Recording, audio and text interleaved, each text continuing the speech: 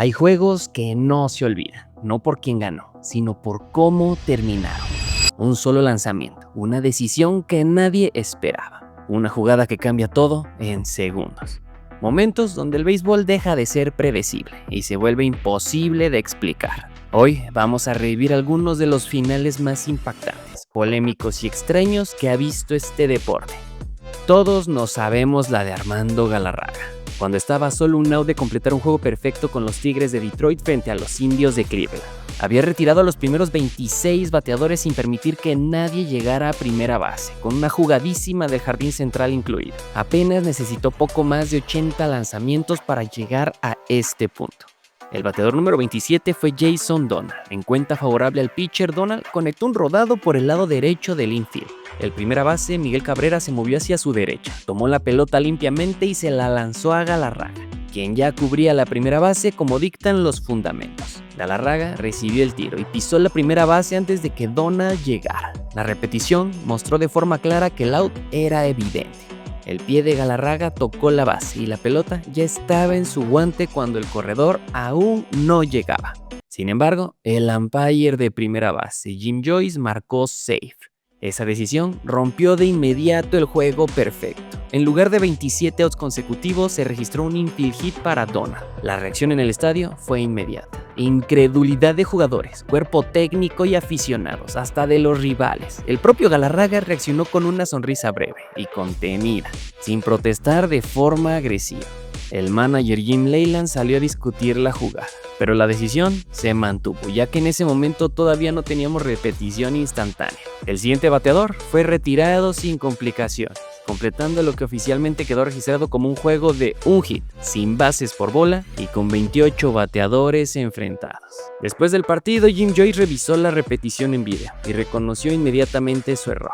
En entrevistas posteriores declaró que había fallado en la decisión y que le había costado mucho emocionalmente. Y deja eso, le costó un lugar en la historia a un pitcher. La oficina del comisionado, encabezada en ese momento por Bud Selig, revisó el caso, pero decidió no cambiar la decisión oficial del juego, argumentando que hacerlo abriría la puerta a modificar resultados históricos basados en errores arbitrales, algo que la liga no estaba dispuesta a establecer como precedente. Pero bueno, por lo menos Galarraga ganó el juego, porque imagínate tirar un juego casi perfecto y perder.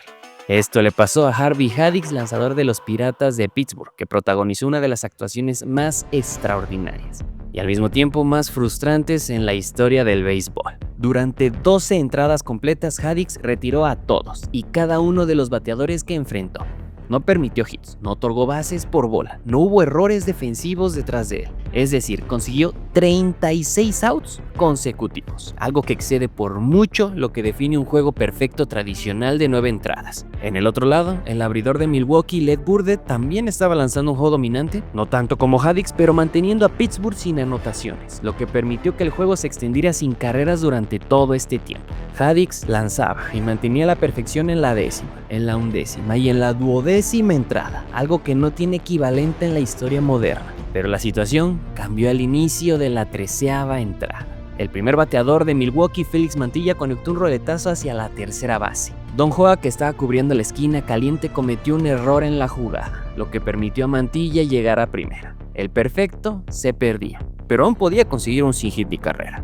El siguiente bateador, Eddie Mathews, ejecutó un toque de sacrificio que avanzó al corredor a segunda base. Luego Haddix enfrentó a Hank Aaron, uno de los bateadores más peligrosos de la época. Aaron recibió base por bolas intencionales, una decisión estratégica para evitar que conectara un batazo que terminara el juego de inmediato. Con corredores en primera y segunda, Joe Adcock conectó un batazo profundo hacia el jardín derecho que superó la cerca. Inicialmente fue interpretado como un cuadrangular, que habría significado 3 carreras. Sin embargo, en la confusión de la jugada, Aaron abandonó la base antes de tiempo, al pensar que la pelota había salido del parque de forma clara. Y Adcock lo rebasó en las bases. Tras revisar la secuencia, los umpires determinaron que el batazo contaría oficialmente como un doble, no como jonrón, y que solo una carrera era válida, la de Mantilla desde segunda base. El resultado final fue un 1-0 a favor de los Milwaukee Braves. Haddix terminó con una absurda línea estadística: 12 entradas perfectas, pero con un hit permitido y una carrera permitida. Finalmente, una derrota. En ese momento, las reglas de Grandes Ligas permitían considerar juegos sin hit incluso si se permitían corredores por error, pero con el paso del tiempo esto cambió. En el 91, el Comité de Récords Especiales de MLB redefinió oficialmente lo que constituye un no-hitter. El lanzador debe completar al menos 9 entradas sin permitir hits y terminar el juego sin que se registre ninguno. Bajo esa definición moderna, le quitaron la actuación a Haddix y ya no fue considerado oficialmente un juego perfecto ni un no-hitter, a pesar de haber sido más dominante que muchos que sí lo son. Y hablando de cambios, después de terminado el partido, el 24 de julio del 83, en el Yankee Stadium se enfrentaban los Reales de Kansas City contra los Yankees de Nueva York. En la novena entrada, los Reales perdían 4-3.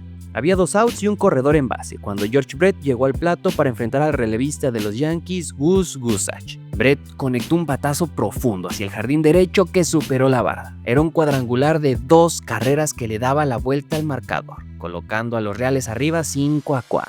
Pero mientras Brett recorría las bases y regresaba al dugout, el manager de los Yankees, Billy Martin, salió inmediatamente a reclamar ante los umpires. Su argumento no tenía que ver con la jugada en sí, sino con el bat utilizado por Brett. Martin alegaba que el bat tenía demasiada brea, una sustancia pegajosa que los jugadores usan para mejorar el agarre. En ese momento, la regla 1.10c del reglamento de MLB establecía que la brea no podía exceder más de 18 pulgadas desde el mango. Los umpires tomaron el bat de Brett y lo compararon físicamente con el home para medir la cantidad de brea. Determinaron que excedía el límite permitido. Y tras la revisión, el umpire principal, Tim McClelland, tomó la decisión de invalidar el cuadrangular y declarar out a Brett. Esta decisión terminó el partido inmediatamente, devolviendo la ventaja a los Yankees 4-3. La reacción del bateador fue inmediata y descontrolada. Salió corriendo del dugout hacia el campo en dirección a McClelland, visiblemente furioso, gritando y gesticulando. Parecía que le quería arrancar la cabeza. Sus compañeros y coaches tuvieron que sujetarlo firmemente para evitar que llegara al umpire. La escena quedó registrada como una de las más icónicas en la historia de Grandes Ligas, tanto por la intensidad de la reacción como por lo inusual de la situación. Pero esto no termina aquí. Los Reales presentaron una protesta formal ante la liga. El caso fue revisado entonces por el presidente de la Liga Americana, Lee McPhail. Tras analizar la situación, determinó que aunque el bat sí violaba la regla de la brea, esa infracción no justificaba anular una jugada ya realizada, especialmente un cuadrangular. Por lo tanto, decidió revertir la decisión de los umpires. El home run de Brett fue reinstaurado y el marcador se corrigió 5-4 a favor de los Reales. El juego se reanudó el 18 de agosto, desde el punto exacto donde había sido detenido. Es decir, con Kansas City ganando 5-4 en la parte alta de la novena y con 2 outs, todavía bateando. Cuando el juego se reanudó, los Yankees intentaron argumentar que Brett, el bateador, no había tocado correctamente todas las bases en su recorrido del cuadrangular. Sin embargo, los umpires preparados para esta posibilidad ya habían verificado previamente que Brett había pisado todas las bases, por lo que ese intento no prosperó. Al final, Kansas City cerró el partido sin permitir carreras en la parte baja de la novena y ganó oficialmente 5-4. Para que vean que si hay marcaciones, que se revierte. Y es que esto de las interpretaciones de las reglas siguen siendo polémicas hasta la actualidad, como en el juego 6 de la Serie Mundial de 2019 entre Nacionales y Astros. El juego estaba 3-2 favor Nacionales y en la séptima entrada Washington tenía oportunidad de tomar control del partido en un momento clave de la serie. Sin outs, en la parte alta del séptimo episodio, Turner conectó un rodado hacia el lado izquierdo del infield. Brad Peacock bajó de la lomita, tomó la pelota y realizó el tiro hacia la primera, donde Yuli Gurriel se preparaba para recibir. Turner corría por la línea. Durante los últimos pasos antes de llegar a la almohadilla, su pie izquierdo cayó dentro del territorio de fair, es decir, ligeramente por dentro de la línea de carrera marcada en territorio de foul. En ese mismo instante, el tiro de Peacock llegó desviado hacia el lado interno de la almohadilla, obligando a Gurriel a estirarse hacia adentro justo en la trayectoria de Turner. La pelota impactó el guante de Yuli, pero en la misma acción hizo contacto con el cuerpo de Trea mientras este corría. El umpire de primera base inicialmente marcó cero, lo que habría colocado a Turner en base con un corredor avanzado y presión ofensiva para Washington.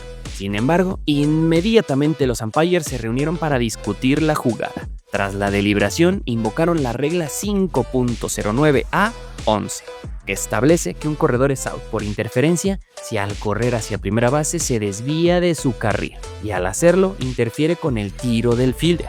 La decisión final fue declarar out a Turner por interferencia, eliminando cualquier posibilidad de avance adicional y terminando de inmediato la acción ofensiva de Washington en ese momento. La reacción fue inmediata. El manager Dave Martínez salió a discutir de forma intensa con los umpires, argumentando que Turner no había alterado su trayectoria de manera significativa y que el tiro había llegado al corredor, no el corredor al tiro. La controversia se centró en dos aspectos claves de la regla. Primero, la interpretación de salirse del carril, cuando fueron centímetros los que Turner se llegó a desviar. Segundo, si la responsabilidad del contacto recae en el corredor o en el tiro desviado del lanzador. A diferencia de otras jugadas, esta no era revisable.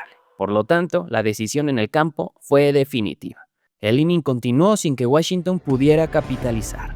Pero por suerte para los nacionales pudieron regresar y al final fueron campeones de la Serie Mundial. Pero otra jugada polémica en Serie Mundial fue la del Juego 6 de 1985, entre los Cardenales y los Reales. La serie estaba 3-2 a favor de San Luis y estaban a 3 outs de ser campeones. El juego llegó a la novena entrada con ventaja de 1-0 para los Cardenales. El cerrador Todd Worrell estaba en la lomita para asegurar el título. El primer bateador de Kansas City en esa entrada fue Jorge Horta. Conectó un rodado débil hacia la primera base.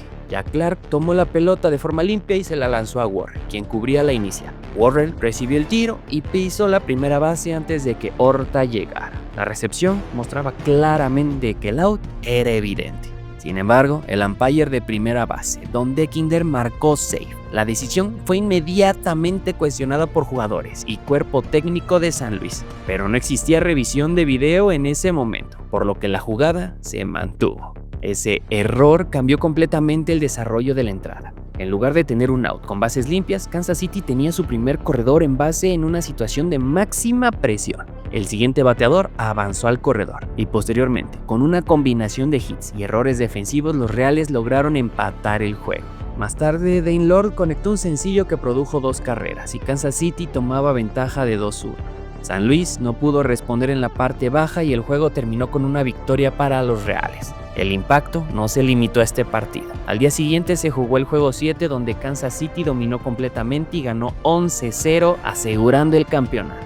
Es decir, una jugada incorrecta en la novena entrada del juego 6 extendió la serie y permitió que Reales de Kansas City tomara el control. Después del juego, el umpire reconoció que había cometido un error en la marcación. Admitió que tras ver la repetición, Horta estaba claramente out. A pesar de eso, el resultado del juego no se modificó. Y es que si es triste perder una serie mundial cuando estás a 3 outs, imagínate estar a un strike 2 veces y aún así perder. Porque esto le pasó a Texas en el 2011. Los Rangers llegaban con una ventaja de 3-2 en la serie frente a los Cardenales de San Luis. En la novena entrada, el marcador estaba 7-5 a favor de Texas. Con 2 outs y 2 strikes en la cuenta bateaba David Freese. Los Rangers estaban literalmente a un strike de ganar la Serie Mundial.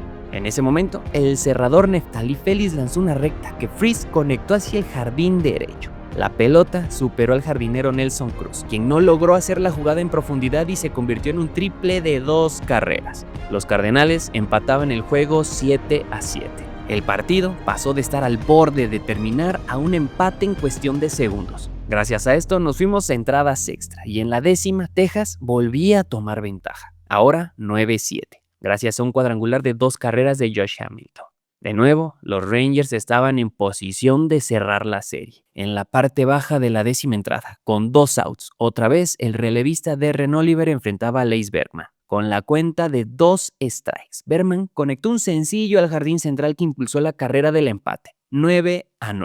Por segunda vez en el juego, Texas había estado a un strike del campeonato y no lograba concretar. El partido se extendió aún más y en la parte baja de la 11ª entrada, el lanzador Mark Lowe enfrentaba nuevamente a David Freese. En cuenta favorable para el bateador, Freese conectó un batazo profundo hacia el jardín central. La pelota superaba la barda para un cuadrangular solitario. El partido terminaba 10-9 favor San Luis. Ese home run no solo ganó el partido, sino que obligó al juego 7. Al día siguiente, los Cardenales completaron la remontada y ganaron la Serie Mundial. David Freese terminó con una de las actuaciones más decisivas en la historia de la Serie Mundial, y los Texas se derritieron como bombón en el desierto. Pero aún así, hay peores finales que ese. El juego 7 de la Serie Mundial de 1997 enfrentaba a los Indios de Cleveland contra los Marlins de Florida, en un partido que se definió en entradas extra y que tuvo como punto de quiebre un error defensivo en un momento crítico. Cleveland llegaba a la novena entrada con ventaja 2-1 y a 3 outs del campeonato. El cerrador José Mesa entró como apaga y vámonos. Sin embargo, permitió que Florida empatara el partido 2-2, enviando el juego a entradas extra. El partido se mantuvo empatado hasta la 11ª entrada, y en la parte baja Cleveland tenía en la lomita a Charles Nagy. El inning comenzó con el bateador Moisés Alou, quien logró envasarse. Posteriormente, con corredores en base y presión creciente, el siguiente bateador conectó un rodado manejable hacia el infield. En esa jugada, Tony Fernández, quien jugaba en la segunda colchoneta, intentó realizar una jugada rutinaria para conseguir el out. Sin embargo, cometió un error al no asegurar correctamente la pelota, permitiendo que el bateador llegara a salvo y que los corredores avanzaran. Ese error evitó un posible out clave, y con la oportunidad abierta el siguiente turno fue para Edgar Rentería, en una situación de máxima presión. Rentería conectó un sencillo al jardín central, permitiendo que el corredor anotara desde tercera base sin jugada en el plato. El marcador final fue 3-2 favor Florida. Con ese hit, Marlins ganó la Serie Mundial en su 5ª temporada como franquicia. El error de Tony Fernández no terminó el juego por sí solo, pero fue un momento que cambió por completo la dinámica del inning. Para Cleveland, este juego se convirtió en uno de los finales más dolorosos de su historia. Estuvieron a pocos outs del campeonato en la 9ª entrada, y tras perder la ventaja, un error en extra innings terminó facilitando la jugada que definió el título. Y hasta el día de hoy, la maldición de Cleveland sigue acumulando años. Y hablando de maldiciones y dejar escapar partidos, no podemos olvidar a los Red Sox. El 25 de octubre de 1986, en el Shea Stadium de Nueva York se disputaba el juego 6 de la Serie Mundial, Mets contra Boston. Los Red Sox tenían ventaja de 3-2 en la serie y ganaban el partido 5-3 al entrar la 10ª entrada. Estaban a 3 outs del campeonato. Los Mets comenzaron el inning con una serie de turnos que mantuvieron viva la ofensiva. Con 2 outs, el marcador seguía 5-3 para Boston. Nueva York estaba al borde de la eliminación. Sin embargo, los Mets conectaron 3 sencillos consecutivos, reduciendo la diferencia 5-4 y colocando corredores en base. Luego, un wild pitch del relevista Bob Stanley permitió que el corredor desde tercera anotara el empate, 5-5. Aún así, Boston estaba a un out de enviar el juego a la 11ª entrada. El siguiente bateador fue Mookie Wilson. Durante el turno, Wilson extendió la cuenta en un enfrentamiento largo. Finalmente, conectó un rodado lento hacia el lado derecho del infield, una jugada que en condiciones normales era rutinaria para el primera base. Bogner se movió para fildear la pelota, pero el rodado pasó entre sus piernas y se internó en el jardín derecho. El error permitió que el corredor Ray Knight anotara desde segunda base sin oposición, dando la victoria a los Mets 6-5. El impacto fue inmediato. En lugar de cerrar la serie en ese momento y terminar la maldición, Boston permitió que el partido se escapara. Al día siguiente se jugó el juego 7, donde los Mets ganaron 8-5, asegurando el campeonato. El error de Bogner se convirtió en el símbolo más visible de la derrota de Boston, aunque el colapso incluyó múltiples factores: decisiones de manejo del bullpen, el wild pitch de Stanley y la incapacidad de conseguir el último out a pesar de tener ventaja de 2 carreras con 2 outs. Pero ahora imagínate que el factor que mantiene viva la maldición no es un jugador, sino un fanático. Esto le pasó a los Cubs el 14 de octubre de 2013, en el Wrigley Field de Chicago. Se disputaba el juego 6 de la serie de campeonato. Chicago tenía ventaja de 3-2 sobre Florida y ganaba el juego 3-0 en la 8ª entrada. Estaban a 5 outs de avanzar a la Serie Mundial, por primera vez desde el 45. El lanzador de los Cubs, Mac Pryor, estaba dominando el partido. En la parte alta de la 8ª, con un out, el bateador de los Marlins, Luis Castillo, conectó una pelota elevada en territorio de foul, cerca de la barda y las gradas. El jardinero, Moisés Alou, se desplazó hacia la zona de las gradas. Saltó con el guante extendido e intentó atrapar la pelota. Era una jugada difícil, pero alcanzable. En ese momento, un aficionado, sentado en primera fila, Steve Bartman, extendió su mano intentando atrapar la pelota. La bola hizo contacto con las manos de los aficionados y no pudo ser atrapada por Alou. Los umpires no marcaron interferencia, ya que la pelota estaba en territorio de foul y dentro del área accesible al público, lo que en ese contexto no constituye una violación automática. La jugada se declaró simplemente como foul. Alou reaccionó con enojo, señaló hacia las gradas, visiblemente frustrado por no haber podido completar la jugada. A partir de ese momento, el inning cambió completamente. Castillo terminó negociando base por bola, luego vino un sencillo y después un rodado que parecía una doble matanza potencial. En esa jugada, el campo corto de Chicago, Alex González cometió un error al no asegurar la pelota, lo que permitió que todos llegaran safe. Ese error fue clave. A partir de ahí, encadenaron una serie de hits consecutivos, anotando 8 carreras en esa misma entrada. El estadio se quería comer a Bartman vivo. El marcador pasó de 3-0 a favor de Chicago a 8-3 favor Florida. Los Cubs no pudieron recuperarse y terminaron perdiendo el juego 8-3. Al día siguiente, en el juego 7, los Marlins ganaron nuevamente y avanzaron a la Serie Mundial, que posteriormente terminaron ganando. El incidente con Bartman se convirtió en el punto más visible del colapso, aunque no fue la única causa. Después de la jugada de foul, Chicago aún tenía ventaja en el marcador y múltiples oportunidades de cerrar el inning. A nivel mediático, Steve Bartman fue señalado como el responsable del desenlace, lo que derivó en una reacción negativa masiva hacia él. Recibió críticas, amenazas y tuvo que mantenerse alejado de la vida pública durante años. Con el tiempo, tanto jugadores como analistas señalaron que el colapso del equipo no podía atribuirse a una sola acción de un aficionado. Y esto es obvio, al final los responsables son los jugadores y los managers, porque a veces una decisión a la hora cero lo es todo, como el home run de Kirk Gibson. El 15 de octubre de 1988 en el Dodger Stadium se disputaba el juego 1 de la Serie Mundial, entre Dodgers y Atléticos. Oakland llegaba como favorito, tenía una alineación poderosa liderada por bateadores de alto impacto y un bullpen dominante encabezado por su cerrador, Dennis Eckersley, quien había tenido una de las mejores temporadas para un relevista en la historia reciente en ese momento. El juego se desarrolló con ventaja para Oakland. En la novena entrada, los Atléticos ganaban 4-3. Eckersley entró para cerrar el partido, una situación en la que habría sido prácticamente automático durante toda la temporada. Del lado de los Dodgers, Kirk Gibson no estaba disponible en condiciones normales. Tenía lesiones en ambas piernas, incluyendo un problema en el tendón de la corva y en la rodilla, lo que le impedía correr con normalidad. Deja tú eso, le impedía caminar, por lo que no había ni iniciado el partido ni había sido considerado como opción durante el juego. Sin embargo, en la novena entrada, ya con 2 outs, había un corredor en base, por lo que Gibson fue anunciado como bateador emergente. Su entrada al campo fue lenta y limitada físicamente, apenas si podía caminar. La cuenta se puso 3-2, y en ese turno Gibson fue trabajando lanzamiento por lanzamiento, descartando varios picheos fuera de la zona y manteniéndose en el turno a pesar de su evidente limitación. En el lanzamiento decisivo, el cerrador tiró un slider que no logró ubicarse lo suficientemente bajo y afuera. Gibson hizo contacto sólido y envió la pelota hacia el jardín derecho. El batazo superó la barda para un cuadrangular de 2 carreras. El resultado, un walk-off, 5-4 a favor Los Ángeles. El juego terminó inmediatamente. Desde el punto de vista técnico, no fue un error defensivo evidente ni una decisión arbitral polémica. Este momento marcó la diferencia. El impacto del home run fue inmediato y trascendió el resultado del partido. Oakland, que llegaba como favorito claro, perdió el control emocional del inicio de la serie.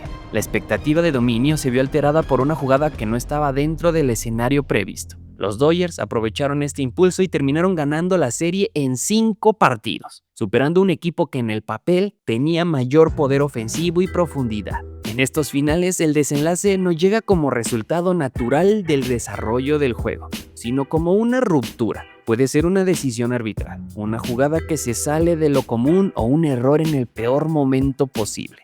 Todo lo que se construyó durante 9 entradas o más queda reducido a un instante que cambia completamente la lectura del partido y a veces de una serie. Claro que hay una sensación clara de vacío. No hay celebración plena de un lado ni una derrota que se pueda explicar del otro. Muchas veces el cierre deja más preguntas que respuestas. Si la jugada debió marcarse así, si la ejecución pudo ser distinta, si el resultado habría cambiado con una sola acción diferente. Esa incertidumbre es lo que hace que estos finales permanezcan tanto tiempo en la memoria. También está el impacto emocional inmediato. En cuestión de segundos, un estadio puede pasar de la tensión al desconcierto total. Jugadores que estaban a un paso de cerrar el juego quedaban obligados a reaccionar a algo inesperado, sin tiempo para asimilar. Y cuando el partido termina bajo estas condiciones, no hay oportunidad de corregir ni de recuperar el control. Con el tiempo, estos finales no se recuerdan solo por el marcador. Es más, habían marcadores que yo no recordaba. Se recuerdan por la forma en que ocurrieron. Se convierten en referencias constantes, en jugadas que se revisan una y otra vez, no por calidad técnica, sino por lo que representan, lo frágil que puede ser el cierre de un juego y cómo, en un solo momento, todo puede cambiar de manera definitiva. Y es que siendo sinceros y regresando al inicio del video, todos recordamos más a Armando Galarraga por no haber tirado un juego perfecto que a varios que sí lo hicieron.